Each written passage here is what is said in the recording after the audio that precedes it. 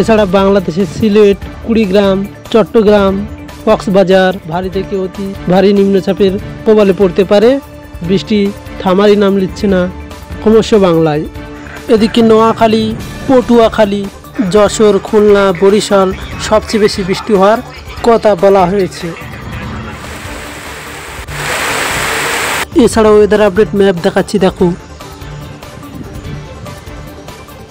ও বাংলাদেশ ভারত সীমান্ত 7,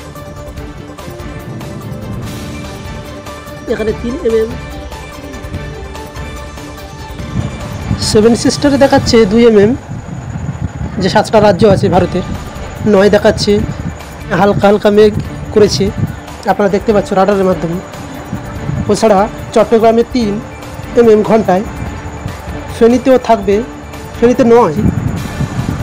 এর জেরেই কিন্তু কিশোরগঞ্জের আশপাশে হতে পারে বাংলাদেশে বিস্তীর্ণ এলাকা। আপনারা দেখতে থাকুন, আপনারা নিশ্চয়ই বুঝতে পারছেন।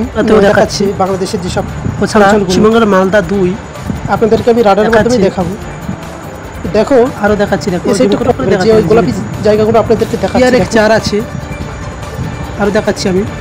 একটা না বৃষ্টি হয়ে এই সাইডটা দেখো হচ্ছে, ফেনীর সাইডে বেশি হচ্ছে। চট্টগ্রামে ও টেকনাফে কত দেখা আমি দেখবো আজকে।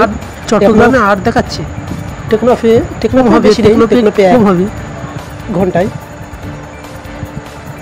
এছাড়া আরও জুম করে করে দেখাচ্ছি, দেখো। দাঁড়াও আমি একটু হাওয়ার দিকে যাই, হাওয়াটা কতটা দেখায় দেখি। একটু প্রবলেম হচ্ছে নেটওয়ার্কে। হাওয়া চট্টগ্রামে 15 আছে, টেকনাফ 14, এছাড়া কলকাতায় 7, 12 আছে এক এক জায়গায়, এদিকে 15। ভিডিও এই পর্যন্ত শেষ করছি। আসসালামু আলাইকুম। আপনারা ভালো থাকবেন আর ভিডিওটা লাইক সাবস্ক্রাইব করবেন।